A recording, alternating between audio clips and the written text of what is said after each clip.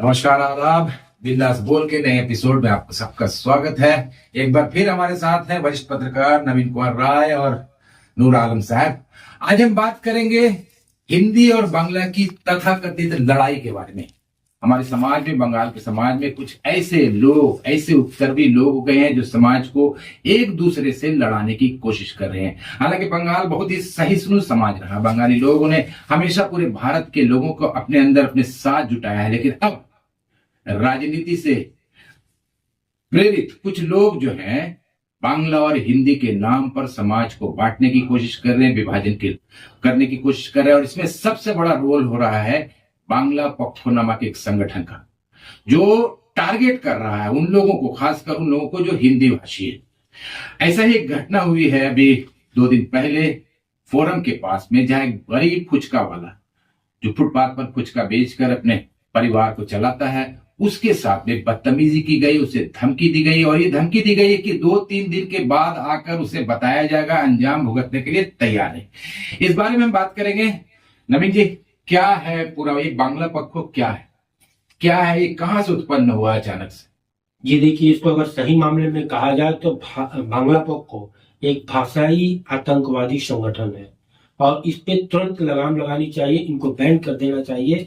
क्योंकि यह लोग पश्चिम बंगाल की जो आपसी भाईचारा की जो संस्कृति थी, जो सब लोगों को मिल बैठ कर रहने की बात होती थी, उस पे ये लोग विभेद कर रहे हैं। इनका एकमात्र मकसद है कि जहां तक हो गरीब तबके के जो लोग होते हैं उनको निशाना, सॉफ्ट टारगेट जो उनके लिए होते हैं उनको निशाना बनाते हैं और उनके ऊपर हमला करते हैं। बांग्ला पक्षों का कहना है कि वो बंगाली अस्मिता को लेकर आगे बढ़ रहा है, लेकिन हकीकत यह है कि बंगाली अस्मिता को लेकर इनका कोई भी आंदोलन नहीं रहता है। अगर सही मामले में कहा है तो बांग्ला भाषा को लेकर इनको जो आंदोलन करना चाहिए, ऐसा एक भी सकारात्मक आंदोलन इनके अंदर नहीं देखा जाता है। इनका आंदोलन देखा जाता है किसी गरीब फुचका वाला के पास, रेहड़ी वाला के पास, या फिर कोई गरीब आदमी है उनके ऊपर गए, कितने दिनों से रह रहे हो बंगाल में, तुमने बांग्ला सीखा क्यों नहीं, तुमने बांग्ला नहीं सीखोगे तो तुमको यहाँ रहने का अधिकार नहीं है। इस तरह करके एक तनाव फैलाते हैं और उसका वीडियो, प्रॉपर वीडियो बनाते हैं और वीडियो बनाकर सोशल मीडिया पर देते हैं और लोगों के बीच एक दहशत कायम करने की कोशिश कर रहे हैं। आपको बता दें कि यह प्रवृत्ति अभी बांग्ला पक्ष चूंकि नया है, नई सरकार के रिज्यूम में बांग्ला पक्ष का हुआ है, यह परिपाटी नई नहीं है।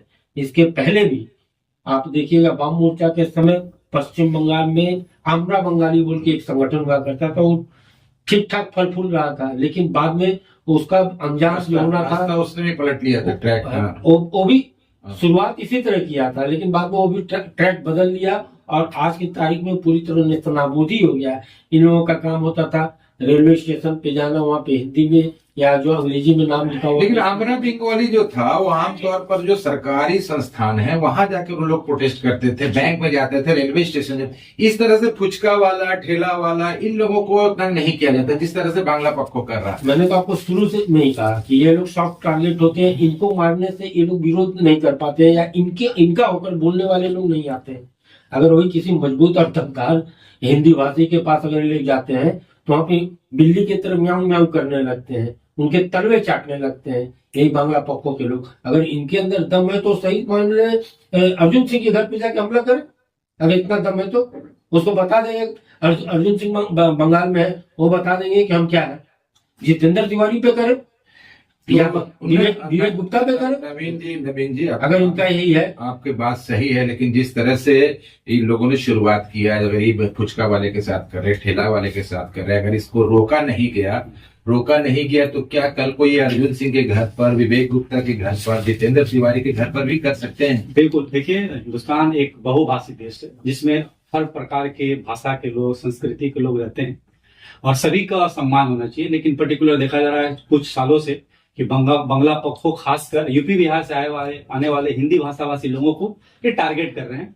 उन्हें प्रताड़ित करने की कोशिश किया जा रहा है, खासकर उनको इकोनॉमी को तोड़ने की कोशिश की जा रही है। अगर आपने वीडियो ध्यान से देखा है तो वो बोल रहा है कि आप 15 साल से यहाँ रोजगार कर रहे हैं, आपको बांग्ला सीखना होगा, आप 20 रुपया में 6 फुचका दे रहे हैं, उसमें भी उसकी नजर है कि कितने रुपए में कितने फुचका दे रहा है। मतलब वो उसका इनकम पे इनको नजर है कि ये यूपी बिहार से लोग आकर यहाँ कमा क्यों रहे हैं, जबकि उन्हें सोचना चाहिए कि ये लोग बंगाल के इकोनॉमी में भी हेल्प कर रहे हैं रोजगार के साथ। अगर आप अपना लैंग्वेज के लिए और ये हो तो ठीक है, आप अपना बांग्ला भाषी लैंग्वेज अच्छा है उसको आप सेलिब्रेट करो, लेकिन पर्टिकुलर किसी दूसरे कम्युनिटी को टारगेट करना कहीं हद तक सही नहीं, थोप नहीं सकते हैं। थोप नहीं सकते हैं, क्योंकि हिंदुस्तान है, हिंदुस्तान में हर कल्चर हर भाषा के लोग रहते हैं और सबको आपस में इक्वली रहने का अधिकार है। तो जो बांग्ला पक्ष कर रहा है, तो मुझे लगता है कहीं ना कहीं सरकार के या सरकार के आला अहदेदारों का कहीं ना कहीं सपोर्ट है, समर्थन है, नहीं तो ऐसे लोग बाहर कैसे घूम सकते हैं। और ये जो घटना हुई है भवानीपुर में, जो ममता बनर्जी की कंस्टिट्यूएंसी है वहां पे हुई है,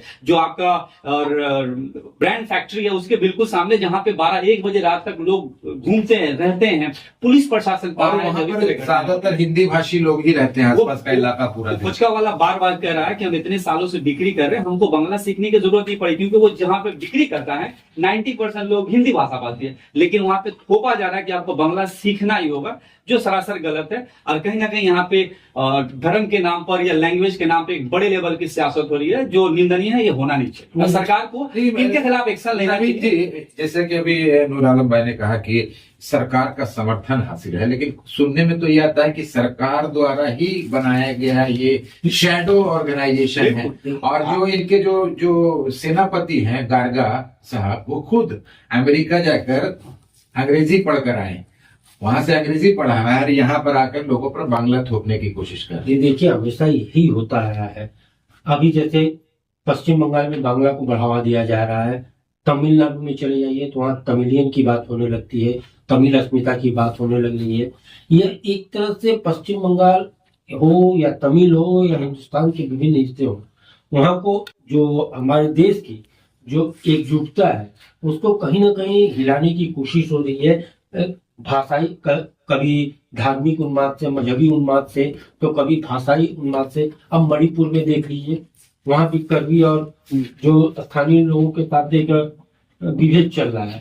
तो ये एक तरह से अगर कहा जाए तो जैसा मैंने शुरू में ही कहा था कि यह एक आतंकवादी संगठन है। इन लोगों का एकमात्र मकसद है कि इस देश को किस तरह से बांट दिया जाए, और जब देश को बंटवारे की बात आती है, चाहे भाषा के आधार पे हो, चाहे धर्म या कहीं भी बंटवारा हुआ तो भाषा और धर्म के आधार पे, और वही चीज ये लोग एक बार फिर थोपने की कोशिश कर रहे हैं। और मेरे ख्याल से इनके खिलाफ सख्त से सख्त कदम उठा के इनको नेस्त नाबूद कर देना चाहिए। नबी साहब, ये जो बांग्ला काम कर रही है बांग्ला लैंग्वेज को लेकर के, ये ना ही बांग्ला भाषा भाषी के लिए ना ही देश के लिए फायदा, वही है सैया भाइयों कटवाल तो डर काहे का, अपनी भाषा को बढ़ावा देने का हर किसी को अधिकार है। और यहाँ बंगाल में जो भी रहते हैं लोग, उनको बांग्ला सीखनी चाहिए। अब जैसे सपोज लेकिन यहाँ पे हम लोग रहते हैं, मैं तो दावा करता हूँ कि मेरे से बढ़िया बेहतर कोई बांग्ला बोल के दिखाए, बंगाली से ही मैं करता हूँ, या मेरे से ज्यादा बांग्ला साहित्य के बारे में आम जो बंगाली होते हैं उन लोगों से कई गुना अधिक हम लोग पढ़े हैं।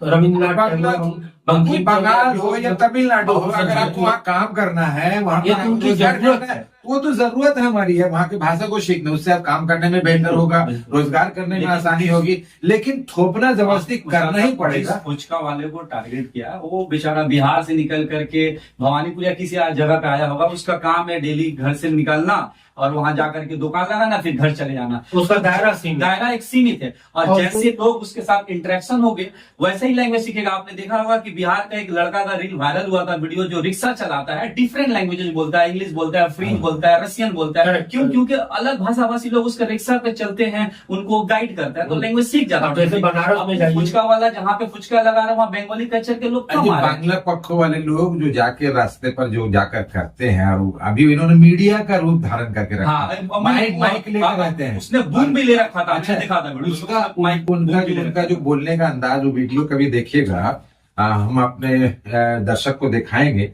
उनके जो बोलने का अंदाज है, एक मवाली भी जो है उसकी भाषा भी उससे सभ्य होगी।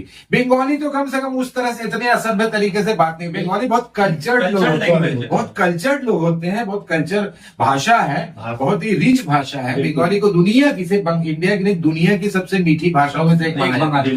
अब उस रिच लैंग्वेज है। अब उसके बोलने वाले लोग ऐसे गुंडे की तरह धमकी दे रहे हैं कि 4 दिन बाद ये होगा, वो कर दिया था, अब इसके साथ करना होगा। और सबसे बड़ी अपमानजनक बात है, इन्होंने नाम रखा हुआ, हिंदी भाषियों का एक अलग नाम है और उर्दू भाषियों के लिए अलग नाम है, मतलब अपमान। हिंदी भाषियों के लोग गुटका बोलते हैं, हाँ हाँ, उसमें बार बार गुटका लैंग्वेज यूज कर रहा था। गुटका कहते हैं। और जो उर्दू लैंग्वेज वाले, ये सिर्फ हिंदी से ही इन लोगों को तकलीफ नहीं है, गैर बंगालियों से तकलीफ है। अब जैसे मारवाड़ियों को मेड़ू कहते हैं, लुंगी बोलते हैं, लुंगी, हाँ, लुंगी टोपी ये सब बोलते हैं, गुटका, मावड़ा, ये सब इन लोगों की नहीं होना। नवीन जी आपको याद होगा, हम लोगों ने कई बार अपने प्राइवेट बातचीत में भी कहा है कि ये बहुत बड़ा एक मुसीबत, ये बहुत बड़ा समस्या, ये बहुत आने वाले दिनों में सबसे बड़ा समस्या बनने वाला बंगाल के लोगों के लिए। और अगर अभी इस पर लगाम नहीं लगाया गया, लगाम लगाने का मतलब ये नहीं कि झगड़ा करना है, यहाँ पे मुद्दा की एक बात मैं कहना चाह रहा हूँ कि ये बांग्ला पक्को वाले ये सब भूल जाते हैं कि आज पश्चिम बंगाल में रोजी रोजगार की जो स्थिति है, इसमें एक बड़ी तादाद जो बंगाली प्रवासी मजदूर हैं या कामगार हैं, वो और प्रदेशों में जा रहे हैं, और उन प्रदेशों में हिंदी भाषी प्रदेश है, राजस्थानी है, या वो जमाना बदल गया, वो जमाना बदल गया जब रोजगार के लोग कलकत्ता आते हैं, अब कोलकाता के लोग दूसरे स्टेट में जाते हैं। तो अब ये अपने ही लोगों के दुश्मन बने हुए। ये बंगाल के लोगों को अब समझना होगा कि ये आपके अपने हित ऐसे हैं कि आपके दुश्मन। मैंने कहा कि बंगाल के लोगों के लिए फायदेमंद नहीं। न्यूट्रल का जो थर्ड लॉ है कि क्रिया के विपरीत प्रतिक्रिया होती है, हर एक्शन के विपरीत रिएक्शन होता है। तो आज आप बंगाल में मुट्ठी भर चंद लोग हैं जो कहीं भी किसी को पीट दे रहे हैं, उनको धमका उसको आप सोशल मीडिया पर दिखा रहे हैं, उसको आप बड़े फख्र के साथ सोशल मीडिया पे दिखा रहे हैं। और ये चीज अगर आप पलट के आप कोई भी स्टेटमेंट या कोई भी वीडियो आप सोशल मीडिया पर डालते हैं, आपके खिलाफ कानूनी कार्रवाई की जाती है, पुलिस अरेस्ट भी करती है।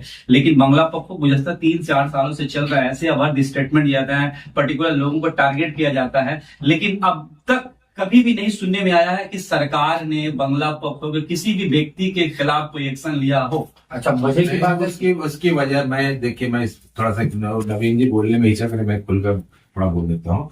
ये पूरा राजनीति का खेल है। इलेक्शन में आपने कवर किया होगा, इलेक्शन के जो रिजल्ट से परिणाम देखे होंगे, जहां हिंदी भाषी लोग हैं, जहां हिंदी स्पीकिंग लोग हैं, वो लोग ज्यादातर बीजेपी को वोट करते हैं। ये ट्रेंड है, हिंदी भाषा ये मान हो गया। तो इस भाषा के जरिए ये हिंदी बांग्ला का जो ये विभेद करके टारगेट को स्विंग करने की कोशिश की, टारगेट किया जा रहा है, डराया जा रहा है कि अब आगे से वोट नहीं दो, वोट देना तो हम लोगों ने पक्ष के हिसाब में दो। भाटपाड़ा कई ऐसे जगह पे देखा है कि दुकान अगर हिंदी में बोर्ड लगा हुआ है तो वो लोग जाकर के दुकान पे थिएटर तो बंगाली में ये बहुत खतरनाक ही है नवीन जी। और अगर अभी इस पर लगाम नहीं लगाया गया, अगर पूरा समाज अभी से उठकर खड़ा नहीं हुआ, तो कल को अर्जुन सिंह के घर पर भी हमला होगा, विवेक गुप्ता के घर पर भी हमला होगा, फिरहाद हकीम के घर पर भी हमला होगा, कि उनके खिलाफ भी लोग गाली दे चुके हैं कि वो बिहार से आकर यहाँ का मेयर बन चुका है। तो कोई भी महफूज नहीं है। ये एक लड़ाई समाज को बांटने की कोशिश की जा रही है। इस मतभेद के खिलाफ, इस विभाजन के खिलाफ, इस बंटवारे के खिलाफ सबको उठना होगा, क्योंकि बांग्ला पक्ष जो कर रहा है ये किसी के फायदे के लिए नहीं है। ये कल को आने वाले दिन में जो बंगाली जो दूसरे प्रदेश में रह रहे हैं, कमाने के लिए, रोजगार के लिए गए, उनको नुकसान पहुंचाता है। इस पर नजर रखने की जरूरत है। बिंदास बोल हमारा जो शो है, इसमें हम लोगों ने उस मुद्दे को चुना है जिन पे बातें नहीं होती है, ऐसे मुद्दे उठाने की कोशिश कर रहे हैं जिसको उठाने की जरूरत है, और उन बातों को सरकार प्रशासन तक पहुंचाने की जरूरत है। तो बिंदास बोल कैसा लग रहा है आप हमें कमेंट करके जरूर बताएं। अगर कुछ ऐसा मुद्दा है, कुछ ऐसा इशू है जिसको हम अपने चैनल के माध्यम से दिखाना चाहिए, आप जरूर हमें बताएं। अगर इस वीडियो को फेसबुक में देख रहे हैं तो हमारे पेज को लाइक जरूर करें, अगर यूट्यूब में देख रहे हैं तो हमारे चैनल को सब्सक्राइब जरूर करें। और अगर लगता है कि आपको वीडियो अच्छी लगी तो बराए मेहरबानी शेयर करें, ताकि ये वीडियो ज्यादा से ज्यादा लोगों तक पहुंचे, ताकि हमारा मकसद पूरा हो सके।